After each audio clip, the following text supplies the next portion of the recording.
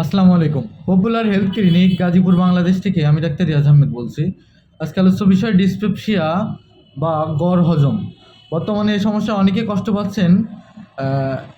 Dyspepsia বলতে সাধারণত যেটা বোঝায়, আমরা দৈনন্দিন জীবনে যে খাদ্য আহার করি, পানাহার করি, সেগুলো যদি সুষ্ঠুভাবে পরিপাক না হয়ে আমাদের শরীরের অভ্যন্তরের বিভিন্ন যন্ত্রের যে বিকৃতি দেখা দেয়, যার ফলে আমাদের শরীরে দুর্বলতা, রক্তহীনতা, খাবারে অরুচি, বিভিন্ন ধরনের গ্যাস্ট্রিক আলসারের মতন সমস্যা তৈরি হয়, সেটাকে সাধারণত ডিসপেপসিয়া বলা হয়।